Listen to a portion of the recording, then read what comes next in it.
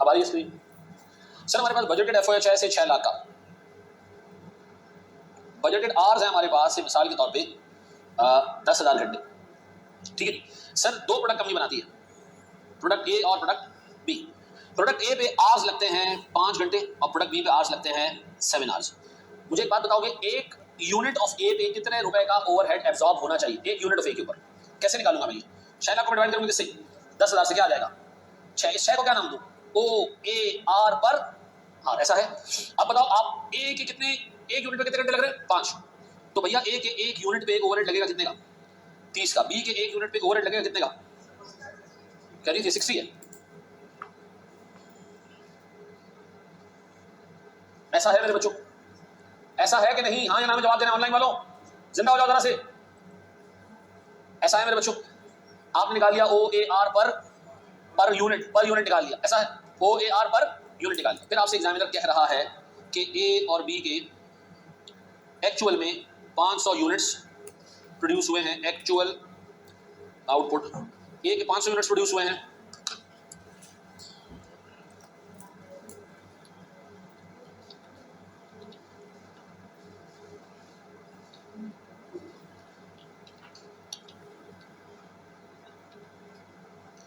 ए के sir produce हुए से 800 यूनिट और बी के प्रोड्यूस हुए हैं से 900 यूनिट्स। मुझे बताओ कि कितने रुपए का ओवरहेड हमने एब्जॉर्ब करवाया होगा? कितने रुपए का ओवरहेड हमने एब्जॉर्ब करवाया होगा? कितना? इसको हमने मल्टीप्लाई किया होगा किससे? 300 से। इसको मल्टीप्लाई किया होगा किससे? 420 से। बताओ हमने कितने रुपए का ओवरहेड एब्जॉर्ब करवाया होगा? ये कितना बेटा? 2 लाख। फिर ये 3 लाख। टोटल कितना हो गया? ये 6 लाख। ये 6,18,000 को मैं क्या नाम दूं? ये कौन से ओवरहेड्स हैं जो हमने अपने कस्टमर से, और मनुष्य क्या किया हमने इसका, ये अपने कस्टमर से क्या किया हमने? रिकवर किए हैं। इसको हम क्या नाम दे रहे हैं? Recovered overheads. सबसे पहले आपने टेबल पे क्या कैलकुलेट किया? ग्रेड। आपने कहा मैं हर घंटे पे 60 रुपए का ओवरहेड रिकवर करूंगा। ये कितने घंटों में बनता है? 5 घंटों में। तो आपने कहा मैं ए से 300 रुपए का ओवरहेड रिकवर करूंगा। एक यूनिट जो बेचूंगा ना कस्टमर को 300 रुपए ओवरहेड के नाम पे उससे रिकवर करूंगा। बी का एक यूनिट बेचूंगा तो मैं 420 रुपए ओवरहेड के नाम पे उससे रिकवर करूंगा। पूरे साल में मैंने 800 यूनिट ए के बनाए, 900 यूनिट बी के बनाए। मेरे प्यारे बच्चों, मैंने कितने रुपए के ओवरहेड्स रिकवर किए? 6,18,000 रुपए की। ये समझ आ गया? अब सुनना जरा गौर से। अब एग्जामिनर आपको कह रहा है कि हमारे जो एक्चुअल ओवरहेड्स हैं, और तो सुनना, उसमें डेप्रिसिएशन है, उसमें मेंटेनेंस है, ठीक है जी, उसमें रेंट है, और उसमें से मिसाल के तौर पर इलेक्ट्रिसिटी का खर्चा है। और तो सुनना, ये 2 लाख है, ये 1.5 लाख है, ये 1 लाख है, और ये से मिसाल के तौर पे 2 लाख है। ये कितना होगा टोटल? 6.5 लाख। इनको हमने क्या नाम दिया? Actual overheads. अब बताओ आपने रिकवर कितने किए? 618, और खर्चा कितने का हुआ है? 650 का। तो इसका मतलब है कुछ पैसे हमने रिकवर नहीं किए, अंडर रिकवरी हुई, ऐसा है। मेरा सवाल है, अंडर रिकवरी ए की वजह से हुई या बी की वजह से? ए या बी?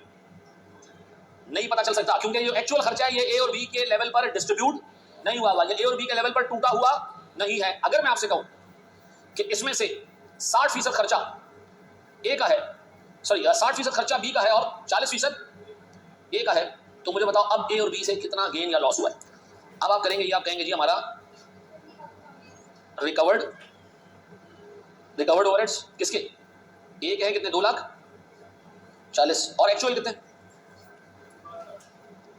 40% ऑफ 650 कितने? 2 लाख।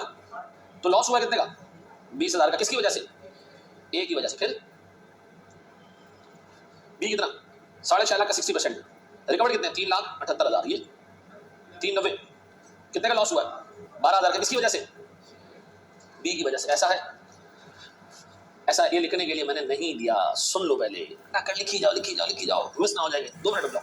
मुझे बताओ हमने सबसे पहले क्या कैलकुलेट किया? एक रेट कैलकुलेट किया, आर्ली रेट, ठीक है जी। फिर हमने कहा जी ए का 1 यूनिट और बी का 1 यूनिट कितने रुपए का ओवरहेड रिकवर करके दे सकता है? तो जवाब आया 300 और 420 ना। फिर हमने क्या किया? हमने कहा जी 800 और 900 यूनिट ए और बी के बन गए। हमने इतने रुपए का ओवरहेड ए और बी से रिकवर कर लिया, एक्चुअल में ये रिकवरी हो गई। अब बता एक्चुअल खर्चा कितना हमारा? 6.5 लाख, लेकिन टोटल है, ये ए और बी में बाइफरकेटेड नहीं है।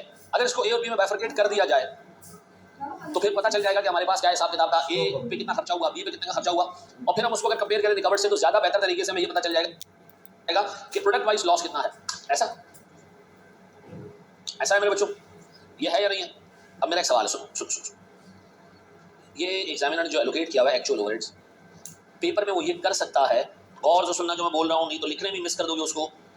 ये जो एक्चुअल ओवरहेड एग्जामिनर ने 60 और 40 के रेशो में ब्रेक कराया हुआ है, एग्जामिनर उसको लंबा कर सकता है। कैसे? वो कहेगा जी ये जो एक्चुअल ओवरहेड्स हैं ये पहले डिपार्टमेंट्स को एलोकेट करो। आप कहोगे एक्चुअल ओवरहेड डिपार्टमेंट को एलोकेट करें, वो तो बजटेड एलोकेट होते हैं। उससे कहा नहीं, मैं कह रहा हूँ ना एक्चुअल एलोकेट कर दोगे तो किसको एलोकेट हो जाएगा ये? फिर वो कहेगा हर एक डिपार्टमेंट का क्या निकालो, ये ओआर बजटेड ओआर नहीं होगा बल्कि एक्चुअल ओवरहेड एब्जॉर्प्शन रेट होगा। फिर वो कहेगा उस ओआर से ए और बी को कॉस्ट एलोकेट कर दो। यानी वो आपसे एक ही सवाल में दो काम करा सकता है, पहले बजटेड ओवरहेड्स को डिपार्टमेंट को एलोकेट करे, ओआर निकलवाए, फिर एक्चुअल ओवरहेड्स को भी डिपार्टमेंट को एलोकेट करे और ओआर निकाले। फिर क्या बताओ, बजटेड रेट से भी प्रोडक्ट को मल्टीप्लाई करो, एक्चुअल रेट से भी मल्टीप्लाई करो और क्या निकाल लो, रिकवर्ड ओवरहेड्स और एक्चुअल ओवरहेड्स। ये दोनों काम वो करवा सकता है। ऐसा है, फिर रिपीट कर दूं, सबसे पहले क्या करेगा वो, बजटेड ओवरहेड्स देगा, एलोकेट करवाएगा डिपार्टमेंट्स को, फिर क्या कैलकुलेट करवाएगा हर डिपार्टमेंट का ओआर, फिर हर एक ओआर से प्रोडक्ट को मल्टीप्लाई करके रिकवर्ड ओवरहेड्स निकाल लेगा। फिर वो कहेगा एक्चुअल ओवरहेड को भी डिपार्टमेंट को एलोकेट करो, डिपार्टमेंट से ओआर निकाल के प्रोडक्ट्स को एलोकेट करो, वो एक्चुअल ओवरहेड है, और एक्चुअल और रिकवर्ड के डिफरेंस को क्या करो, अंडर या ओवर अप्लाइड निकाल के दे दो। लंबा सवाल दे देगा 19 नंबर का, पास में दे चुका है इस तरह। अब लोग उसमें जाके कंफ्यूज हो जाते हैं क्योंकि टीचर बच्चों को ये पढ़ाता है कि ओवरहेड सिर्फ बजटेड एलोकेट होते हैं, वो एक्चुअल को भी क्या करता है, एलोकेट करवाता है। क्या निकलवाने के लिए ना, लॉस और गेन, ठीक है, ये निकलवाने के लिए कहता है। ऐसा है। अब बताओ, अगर बजटेड ओवरहेड डिपार्टमेंट को एलोकेट करो और हर एक डिपार्टमेंट का ओआर निकालो और जितने यूनिट्स प्रोड्यूस हुए हैं उनको ओआर से मल्टीप्लाई करो, रिकवर्ड ओवरहेड आ जाएगा। एक्चुअल ओवरहेड को भी डिपार्टमेंट्स को एलोकेट करो, डिपार्टमेंट से ओआर निकालो, फिर प्रोडक्ट्स को एलोकेट करो, ये एक्चुअल ओवरहेड होगा। रिकवर्ड और एक्चुअल का डिफरेंस क्या होगा? आओ इस तरह के कुछ सवाल देखते हैं, कॉपी कर लो, सब बताए। आओ मेरे प्यारे बच्चों, खुद से करो इस सवाल को, शाबाश।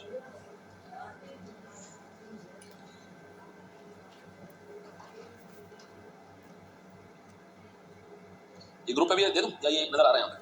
सही, खुद से करो इसको, शाबाश।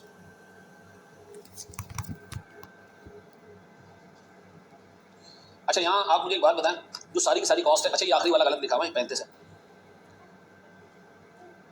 65 और 45 110% हो जाता है। तो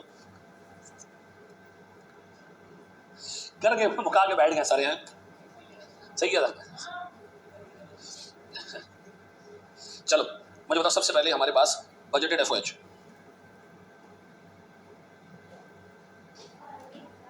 कितने का, 6 लाख डिवाइडेड बाय क्या रहा जी, OAR 20। अब बताओ ए और बी के एक एक यूनिट पे आर्स कितने लगते हैं, कितने आर्स लगते हैं, 3 और 2.4, मल्टीप्लाई बाय 20 और 20 कितना, 60 रुपए।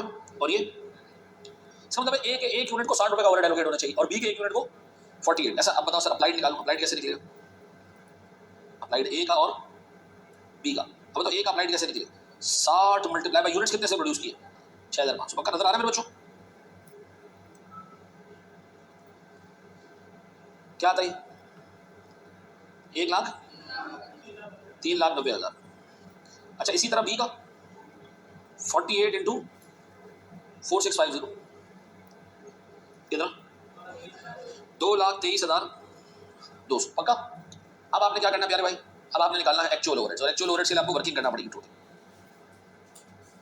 किसके निकालने, ए के और बी के। प्यारे बच्चों बोर्ड में निकालो जरा, 1.5 लाख को 55 और 45 में तोड़ना है, डेप्रिसिएशन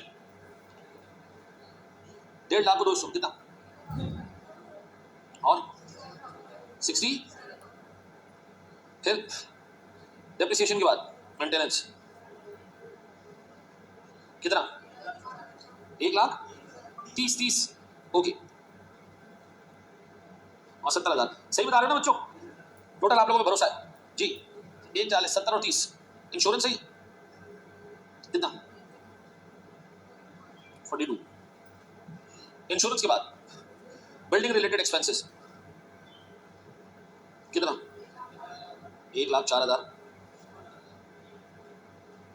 बस निकालो कितना आ रहा है। हमने बजटेड यूनिट क्यों यूज नहीं किया, क्यों यूज करें हम, हैं? एब्जॉर्ब एक्चुअल पे कराते हो, कस्टमर को एक्चुअल बेचोगे, बजटेड बेचोगे, कस्टमर को हमने क्या बेच के ओवरहेड रिकवर किया बेटा, तो बजटेड दिए क्यों? इन्फॉर्मेशन सवाल में बहुत सारी फजूल दी होगी, आपने उस पर कंफ्यूज नहीं होना। ऐसा अच्छा, बंदा फिर भी सोच रहा होगा आखिर दिया क्यों है।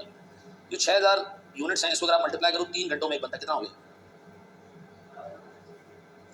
और 5,000 यूनिट बनते हैं 2.4 में, कितना हो गया, तो टोटल घंटे कितने हो गए हमारे पास, ये 30,000 बजटेड घंटे थे जो आपने इस्तेमाल किए हैं OAR निकालने, ठीक है।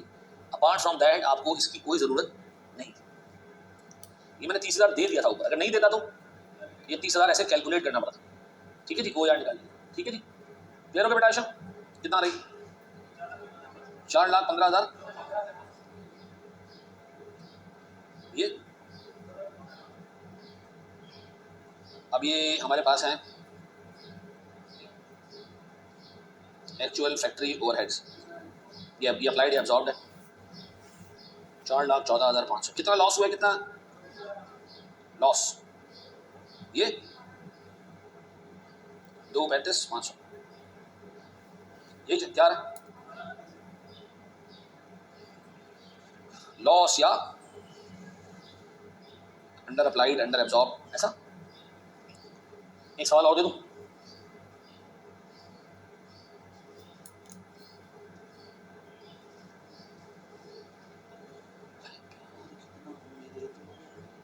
जी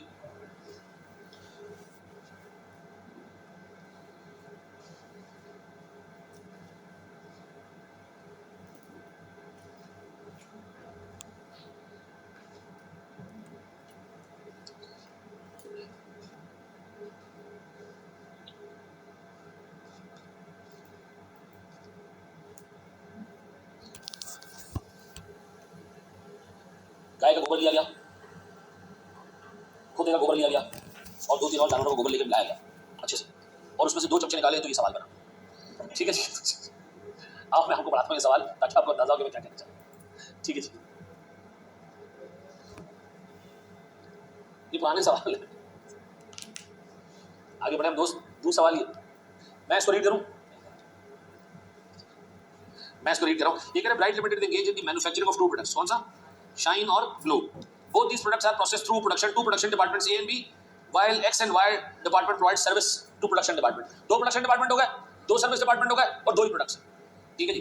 below the summary of indirect cost incurred by BL। ये एक्चुअल कॉस्ट है या बजटेड है?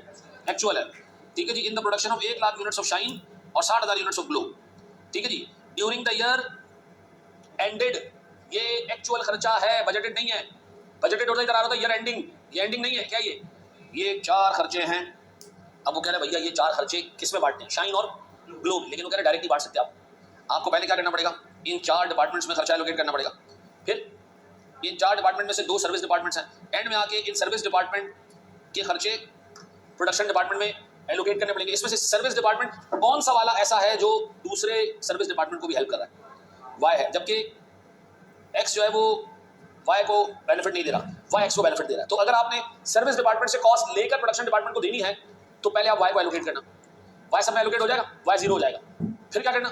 फिर एक्स को एलोकेट करना, एक्स को सिर्फ 2 लोगों को एलोकेट करना है, ए और बी को, वाई को एलोकेट नहीं करना। तो फिर इस तरह एक्स भी खत्म हो जाएगा। साइमल्टेनियस लगाने की कोई जरूरत, साइमल्टेनियस लगाने की जरूरत कब पड़ती? जब दोनों एक दूसरे को हेल्प कर रहे होते, ऐसा। अच्छा फिर क्या करोगे? उसने कहा ये सब काम करने के बाद आपसे इंतजार, ये एक्चुअल कॉस्ट एलोकेट हो रही है, अब बजटेड का क्या करना है? बजटेड था क्या? उसने कहा नहीं, मैं आपको कुछ भी नहीं दे रहा हूं। उसने कहा OAR used for shine and glow is 1,800 रुपए पर यूनिट एंड 1,700 रुपए पर यूनिट। उसने कहा यह है हमारे बजटेड FOH से निकले हुए। अब बताओ सर, ये आपने एब्जॉर्ब कराए होंगे हर एक यूनिट को। यूनिट कितने प्रोड्यूस हुए? 1 लाख ग्लो के, सॉरी शाइन के, पता नहीं किसके, और 1 लाख शाइन के और 60,000 ग्लो के। इससे एब्जॉर्ब्ड ओवरहेड निकल आएगा और ऊपर वाले ओवरहेड्स को प्रोडक्ट्स में तोड़ने से एक्चुअल ओवरहेड निकालेगा। सर शाबाश, मुझे करके दिखाएगा। हमेशा सारी कॉस्ट हम किसमें तोड़ते हैं? प्रोडक्शन और सर्विस डिपार्टमेंट सब में, और फिर सर्विस डिपार्टमेंट की कॉस्ट लेके क्या करते हैं? हाँ किसमें नहीं करेंगे ना, हम पहले डिपार्टमेंट्स को देंगे, डिपार्टमेंट से। जब तुम्हें डाटा डिपार्टमेंट का दिया हुआ है तो क्या चाह रहा है?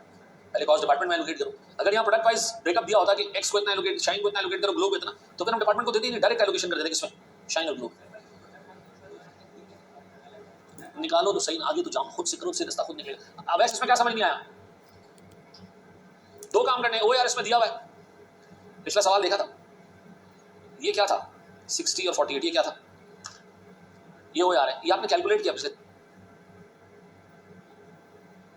सवाल, यहाँ इसने दे ही दिया 1,800 और 1,700।